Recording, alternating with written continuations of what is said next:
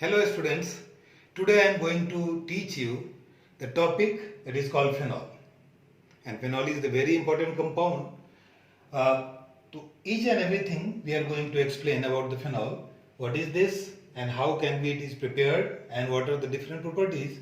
But right now I am going to explain about the preparation of this phenol. The first of all, let's see introduction. Phenol benzene ring के ऊपर जब OH group attach होता है, that is called phenol. And what are the preparation? How can we prepare? तो phenol को हम अलग अलग तरीके से बना सकते हैं.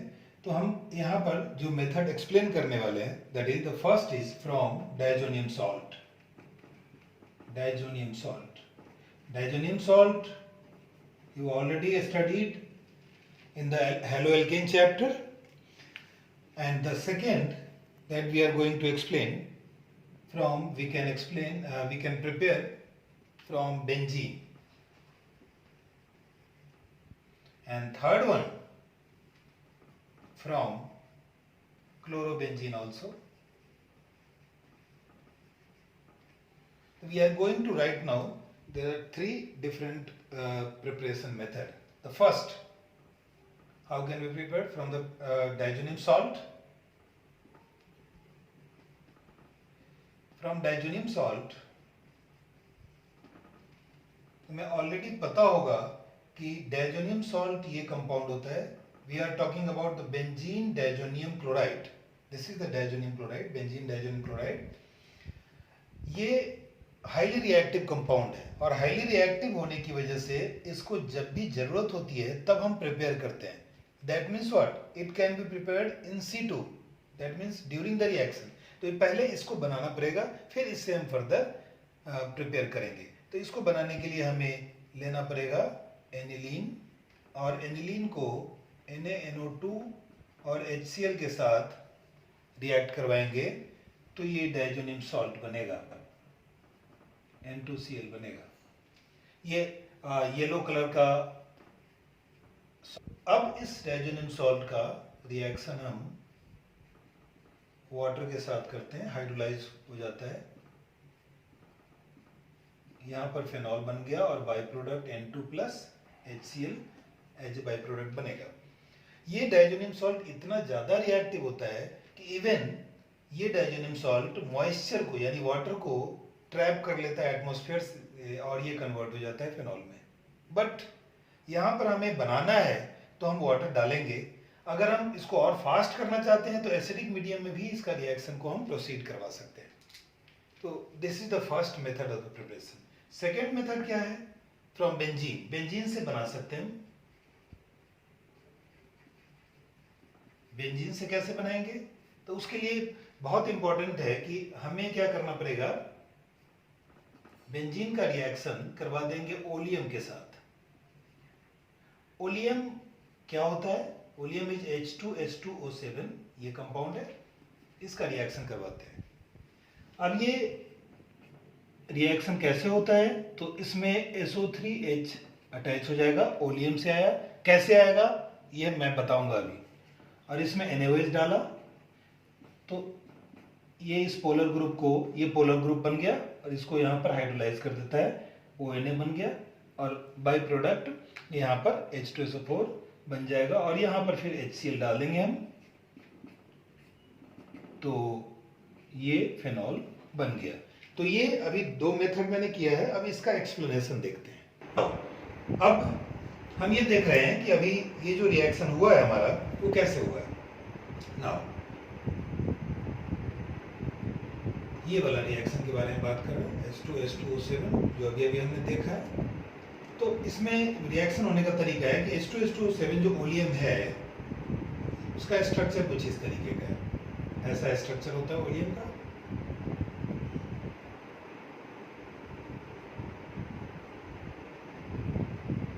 ये स्ट्रक्चर है ओलियम का. यहाँ से SO3H ये वाला जो पार्ट है ये ऑर्थो हाइड्रोजन को यहाँ से सब्स्टिट्यूट करता है. किसी भी हाइड्रोजन को यहाँ से सब्स्टिट्यूट, क्योंकि यहाँ पर ऑर्थो एंड पैरा की बात है ही नहीं, तो यहाँ से किसी भी हाइड्रोजन को सब्स्टिट्यूट करेगा. और लेट्स सी कि यहाँ से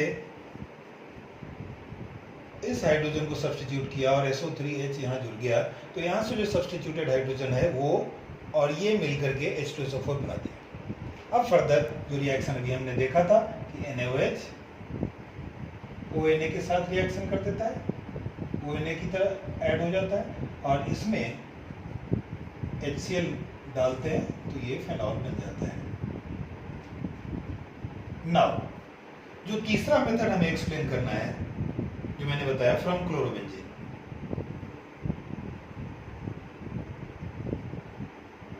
ये एक कमर्शियल प्रिपरेशन ऑफ फेनॉल है क्लोरोबेंजीन से।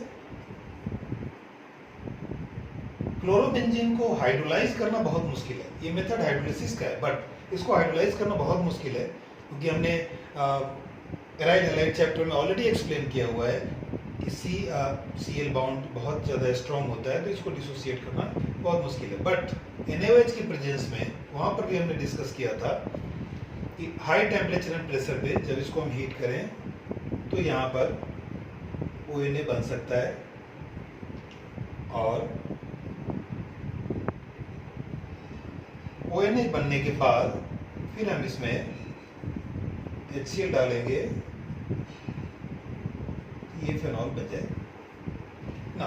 ये मेथड है, जो तीन मेथड मैंने बताया। अपार्ट फ्रॉम दैट कुछ और भी मेथड है जो बहुत इंपॉर्टेंट है, जो जानना है। फोर्थ मेथड वो फ्रॉम क्यूमीन, क्यूमीन से भी बना सकते हैं। क्यूमीन से पहले क्या करना पड़ेगा,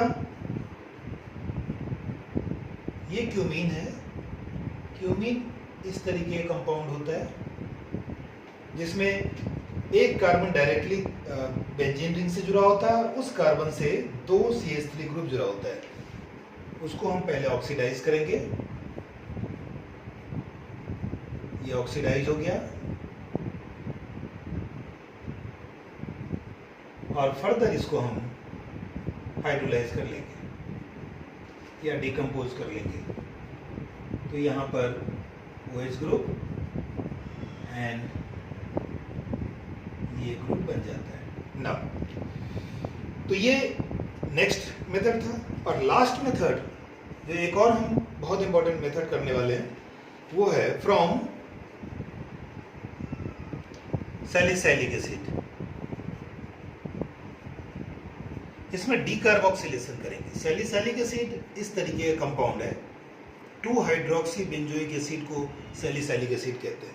इसका रिएक्शन हम NaOH और CaO के प्रेजेंस में, जिसको हम सोडा लाइम कहते हैं, डीकार्बोक्सिलेशन इसी के प्रेजेंस में होता है, उसका रिएक्शन करवाते हैं। तो वो क्या करता है, यहाँ से COOH ग्रुप को यहाँ से हटा देता है, सब्स्टिट्यूट कर देता है और OH ग्रुप बन जाएगा और Na2CO3 as a byproduct produce हो जाता है। तो ये प्रिपरेशन था फिनॉल का, डिफरेंट प्रिपरेशन, जो आपके 12th क्लास सिलेबस में बहुत ही इंपॉर्टेंट है। Hello students, today I am going to teach you the properties of phenol, and next part of the preparation of the phenol that already I have given in the previous video.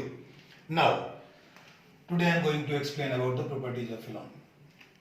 What are the different properties of phenol? We are going to explain about today the chemical properties of phenol. Now there are 3 parts we are dividing the chemical property. The first part is the electrophilic substitution reaction, the second is oxidation, and then we'll do reduction. Now start with the electrophilic substitution reaction. तो you already know कि इसमें हम क्या करते हैं। electrophilic substitution reaction अगर किसी भी एरोमेटिक ऑर्गेनिक कंपाउंड का हमें करना है, तो अगर हमें चेक करना है तो हम क्या चेक करते हैं। तो सबसे पहले हम चेक करते हैं कि इसकी रिंग पर पोलैरिटी कैसी है, पॉजिटिव चार्ज आ रहा है या नेगेटिव चार्ज आ रहा है रेजोनेंस के दौरान, या फिर अगर पॉजिटिव या नेगेटिव आ रहा है तो कहाँ पे आ रहा है, किस पोजीशन पे आ रहा है, ऑर्थो पे, पैरा पे, मेटा पे। तो अगर फेनॉल की रेजोनेटिंग स्ट्रक्चर हम चेक करते हैं तो कुछ इस तरीके का आपको याद होगा कि आपने करा होगा कि कुछ इस तरीके का रेजोनेटिंग स्ट्रक्चर है जिसमें ऑर्थो पे लेफ्ट साइड में नेगेटिव आया, इस बॉन्ड को इधर शिफ्ट होने से और इसके लोन पेयर के यहाँ आने से डबल बॉन्ड फॉर्म कर गया और फिर सो ऑन आगे की तरफ ये मूव करता है, जो ऑलरेडी पहले GOC में आपने पढ़ा होगा। नाउ तो इसको हम ज़्यादा डिटेल में ना करते हुए हम आपको ये बता रहे हैं कि फेनॉल के ऑर्थो और पैरा पोजीशन पे नेगेटिव चार्ज आता है ऑल 5 रेजोनेटिंग स्ट्रक्चर में, तो that's why phenol is ortho para directing group, ortho para directing group, ortho para directing group, this is also called activating group. तो इसका मतलब क्या हुआ कि ये जब भी किसी इलेक्ट्रोफाइल के साथ रिएक्ट करेगा तो ऑर्थो एंड पैरा पे ही सब्स्टिट्यूशन करेगा। तो let's start the first electrophilic substitution, that is nitration. Nitration कैसे करता है? तो नाइट्रेशन जैसे आपको पता है कि नाइट्रेशन जब भी हम करते हैं, प्रीवियस आप और हेलो एल्केन और हेलो एरिन्स में करा होगा कि नाइट्रेशन में हम जब भी करते हैं तो नाइट्रिक एसिड और H2SO4 का इस्तेमाल करते हैं, बट यहाँ पर हम दो पार्ट में इसको करेंगे। पहले पार्ट में H2SO4 इस्तेमाल नहीं करेंगे और दूसरे पार्ट में करेंगे। तो फर्स्ट पार्ट में अगर हम देखें तो इसका जो फर्स्ट रिएक्शन है नाइट्रेशन का, कि अगर हम HNO3 डाइल्यूटेड लेते हैं तो इस कंडीशन में ऑर्थो एंड पैरा पे अलग अलग NO2 ग्रुप सब्स्टिट्यूट होता है। और इसका पूरा मैकेनिज्म आप इलेक्ट्रोफिलिक सब्स्टिट्यूशन रिएक्शन में कर चुके होंगे कि कैसे वो नाइट्रेशन होता है, तो यहां पर उसको हम एक्सप्लेन करने नहीं जा रहे। नाउ अगर हम इसी में थोड़ा चेंज करें कि नाइट्रिक एसिड डाइल्यूटेड नहीं लेकर के कॉन्सेंट्रेटेड ले, तो उस कंडीशन में एक ही फेनॉल ग्रुप के एवरी ऑर्थो एंड पैरा पे NO2 ग्रुप अटैच हो जाएगा। उसका कारण यह है कि HNO3 कंसंट्रेटेड लेने पर उससे इलेक्ट्रोफाइल ज्यादा बनता है, उसकी रिएक्टिविटी थोड़ी बढ़ जाती है। अब नेक्स्ट सेगमेंट इसके इस रिएक्शन के पीछे क्या छुपा हुआ है? इन दोनों रिएक्शंस में आप ये देखें कि इसका यील्ड बहुत कम होता है। यील्ड बहुत कम होने का कारण क्या है कि nitric acid powerful oxidizing agent होता है, खास करके कंसंट्रेटेड। तो जो ऑक्सीडाइजिंग एजेंट होने की वजह से ये फर्दर रिएक्शन नहीं कर पाता, इसका अमाउंट बहुत कम प्रोड्यूस होता है, वो ऑक्सीडाइज कर देता है। ठीक है, तो अब अगर हमें इसका यील्ड बढ़ाना है तो हम क्या चेंज करेंगे? अगर इसमें हम नाइट्रिक एसिड कॉन्सेंट्रेटेड डाल करके H2SO4 के प्रेजेंस में दोनों कंसंट्रेटेड रिएक्शन करवाए तो प्रोडक्ट वही बनेगा, लेकिन यील्ड बहुत ज्यादा बढ़ जाता है।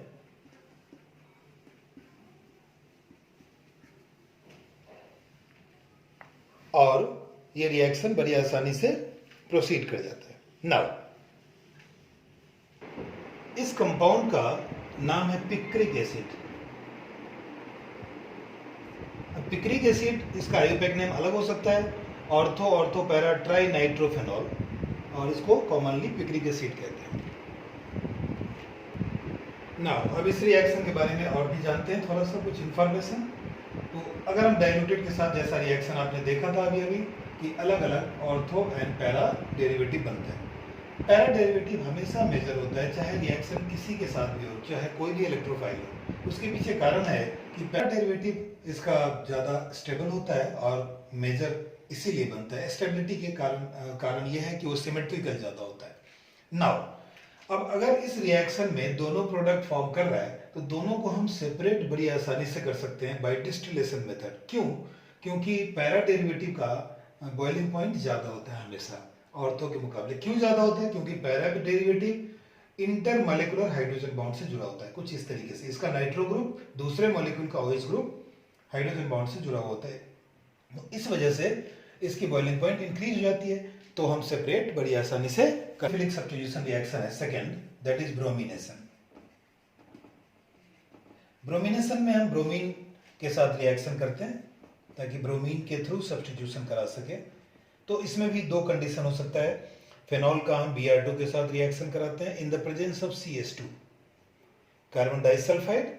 तो इसमें क्या होगा कि it will produce separately ortho and para derivative, and again para derivative will be major. Why major? Because para will be more symmetrical. Now इसका दूसरा केस ये हो सकता है कि अगर हम Br2 को वाटर के प्रेजेंस में करें तो इसमें एक ही फेनॉल ग्रुप के एवरी ऑर्थो एंड पैरा पे Br लग जाएगा। तो ये था ब्रोमिनेशन। नाउ कुछ स्पेसिफिक रिएक्शन भी हम उसके अलावा इलेक्ट्रोफिलिक सब्स्टिट्यूशन रिएक्शन भी करने वाले हैं, जो उसका नेम रिएक्शन है वो क्या है वो देखते हैं। नेक्स्ट रिएक्शन है इलेक्ट्रोफिलिक सब्स्टिट्यूशन रिएक्शन में ही, दैट इज कॉल्विज रिएक्शन। तो इसमें क्या होगा, कॉल्वी रिएक्शन, इसमें कार्बोक्सिलेशन होता है। कार्बोक्सिलेशन का मतलब होता है कि COO ग्रुप का के थ्रू सब्स्टिट्यूशन। तो इसमें हम क्या करते हैं, CO2 ग्रुप लेते हैं और NaOH के प्रेजेंस में फेनॉल का रिएक्शन करवाते हैं। तो ऑर्थो पोजीशन पे COO ग्रुप हाइड्रोजन को सब्स्टिट्यूट कर देता है और प्रोडक्ट कुछ इस तरीके का बनता है। अगर हम इसको थोड़ा और एलाबोरेट करने की कोशिश करें तो यहां पर सबसे पहले H नहीं आकर के Na आता है और यहां पर भी Na आता है और फिर फर्दर HCl जब डालते हैं इसमें तो ये OH और COOH ग्रुप प्रोड्यूस हो जाता है और NaCl बाई प्रोडक्ट बनता है। अगर HCl नहीं भी डाले तब भी ये कन्वर्ट हो सकता है इसमें, बट इसका रिएक्शन थोड़ा स्लो हो जाएगा, HCl उसको कैटेलाइज कर देता है। इस कंपाउंड को 2 हाइड्रोक्सी बेंजोइक एसिड कहेंगे, 2 हाइड्रोक्सी बेंजोइक एसिड। अब क्यों है 2 हाइड्रोक्सीज, क्योंकि COH ग्रुप सुपीरियर होता है, सेकंड पोजीशन पे OH है, तो इस वजह से 2 हाइड्रोक्सी बेंजोइक है। इसका कॉमन नेम बहुत ही फेमस है, दैट इज सैलिसाइलिक एसिड। और सैलिसाइलिक एसिड का इस्तेमाल बहुत सारे मेडिसिन बनाने में इस्तेमाल होता है, जैसे एस्पिरिन जो एनाल्जेसिक मेडिसिन है उसमें इस्तेमाल होता है, कई सारे कॉस्मेटिक्स में इस्तेमाल होता है। तो ये बहुत ही इंपॉर्टेंट कंपाउंड है। This is the Kolbe's reaction. Fourth reaction है that is Reimer Tiemann reaction. Reimer Tiemann reaction में क्या करते हैं, तो हम फेनॉल का रिएक्शन क्लोरोफॉर्म के साथ करते हैं, CHCl3 in the presence of NaOH diluted. तो इस कंडीशन में क्या होता है ये समझते हैं कि क्या चेंज होगा। नाउ इसमें भी ऑर्थो पोजीशन पे सब्स्टिट्यूशन होता है। यहां पर ONA चूंकि NaOH है तो H को सब्स्टिट्यूट करेगा और HCl यहां से एक Cl और यहां से एक H, HCl बाई प्रोडक्ट बना देता है और CHCl2 यहां पर सब्स्टिट्यूट हो जाता है। चूंकि यहां NaOH एक्सेस में है इस वजह से एवरी क्लोरीन ग्रुप को वो सब्स्टिट्यूट करेगा बाय न्यूक्लियोफिलिक सब्स्टिट्यूशन रिएक्शन। तो यहां पर न्यूक्लियोफिलिक सेंटर है, इस वजह से OH आ गया। अब एक कार्बन पर एक से ज्यादा OH ग्रुप स्टेबल नहीं होता तो डिहाइड्रेशन होगा, यहां पर कुछ इस तरीके से H2O एलिमिनेट होगा और H2O एलिमिनेट होकर के कुछ ये कंपाउंड बनेगा। यहां पर ये हाइड्रोलाइज होकर के OH बना देगा और ये H डबल बॉन्ड O, ये CHO ग्रुप है, एल्डिहाइड ग्रुप है, तो इसीलिए इसको 2 हाइड्रोक्सी बेंजल्डिहाइड भी कहेंगे, 2 हाइड्रोक्सी बेंजल्डिहाइड या फिर सैलिसाइलल्डिहाइड। यहां पर COH था तो सैलिसाइलिक एसिड, ये CHO है इस वजह से सैलिसाइलल्डिहाइड। नाउ नेक्स्ट रिएक्शन क्या होगा ये देखते हैं। नेक्स्ट रिएक्शन है फेनॉल का जो RT रिएक्शन से मिलता जुलता है, राइमर-टाइमन रिएक्शन से ही मिलता जुलता है, जिसमें हम CCl4 लेंगे। आपको याद होगा अभी मैंने बताया है कि राइमर-टाइमन रिएक्शन में CHCl3 यानी क्लोरोफॉर्म लेते थे, यहाँ पर उसकी जगह CCl4 ले लिया और NaOH के प्रेजेंस में सेम रिएक्शन करा के देखते हैं। ये राइमर-टाइमन नहीं है या कोई स्पेसिफिक रिएक्शन नहीं है, लेकिन ये रिएक्शन पॉसिबल है। तो क्या चेंज होगा, इसमें भी उसी तरीके का ऑर्थो पोजीशन पे सब्स्टिट्यूशन होगा और यहाँ पर फर्क ये आएगा कि 3 Cl आ गया, एक Cl और एक H, HCl बना दिया बाई प्रोडक्ट और CCl3 यहाँ सब्स्टिट्यूट हो गया, सब्स्टिट्यूट कर दिया। अब NaOH चूंकि एक्सेस में तो same way nucleophilic substitution reaction के थ्रू यहाँ पे एवरी Cl की जगह OH आ जाएगा। अब यहाँ पर अगेन डिहाइड्रेशन होगा तो डिहाइड्रेशन कुछ इस तरीके से होगा, प्रोडक्ट चेंज हो गया।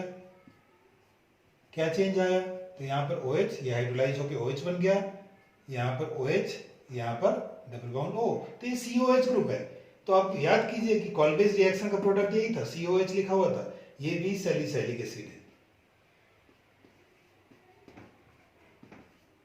This is the another method to produce the salicylic acid. तो ये था इलेक्ट्रोफिलिक सब्स्टिट्यूशन रिएक्शन। नाउ जल्दी से दो और रिएक्शन जो इसकी प्रॉपर्टीज में आता है उसको फिनिश करते हैं। तो वो नेक्स्ट रिएक्शन है, नेक्स्ट जो पार्ट है इलेक्ट्रोफिलिक का वो है ऑक्सीडेशन, जो हमने बताया था। ऑक्सीडेशन ऑफ फेनॉल कैसे करेंगे? तो फेनॉल को ऑक्सीडाइज करना बहुत आसान है। अगर हम इसको K2Cr2O7 एसिडिफाइड यानी H+ के प्रेजेंस में हीट करें तो ऑक्सीजन ट्रैप करके ये रिंग को ऑक्सीडाइज कर देता है और ये कंपाउंड बनाता है। इसका नाम है बेंजोक्विनोन। बेंजोक्विनोन ये कंपाउंड है। नाउ अब हम रिडक्शन करते हैं। रिडक्शन भी अनदर प्रॉपर्टी है फेनॉल का। तो रिडक्शन दो तरीके से इसका कर सकते हैं। पहला तरीका है रिडक्शन क्या क्या तरीका होता है, या तो हम हाइड्रोजन ऐड करें या ऑक्सीजन एलिमिनेट करें। तो पहले हम हाइड्रोजन ऐड करके देखते हैं कि इसमें क्या बनता है। तो पहले हम हाइड्रोजन ऐड करें, निकेल के प्रेजेंस में इसको हीट करें तो ये सारे single bond double bond single bond में कन्वर्ट हो जाएगा और ये साइक्लोहेक्साइल अल्कोहल बन जाएगा, यानी सैचुरेटेड बन गया। नाउ इस काम में हमने क्या किया, हाइड्रोजन को ऐड किया, अगेन रिडक्शन। दूसरा रिडक्शन का तरीका है कि हम ऑक्सीजन को यहां से एलिमिनेट कर दें। तो रिड्यूसिंग एजेंट हम डालें जिंक, जिंक के साथ हीट करेंगे। जिंक रिड्यूसिंग है, वो ऑक्सीजन को ट्रैप कर लेता है, तो यहां पर बेंजीन बन जाएगा और ऑक्सीजन ZnO बना करके बाहर कर देगा। तो ये डिफरेंट 3 सेगमेंट में हमने रिएक्शन को किया। पहला इलेक्ट्रोफिलिक सब्स्टिट्यूशन, जिसमें हमने डिफरेंट रिएक्शन किया, नाइट्रेशन किया, उसके बाद ब्रोमिनेशन किया, हमने RT रिएक्शन किया, हमने कॉल्बेज रिएक्शन किया, डिफरेंट रिएक्शन फिनिश किया और उसके बाद ऑक्सीडेशन किया, फिर रिडक्शन फिनिश किया। तो ये था फेनॉल का प्रॉपर्टी। Thank you.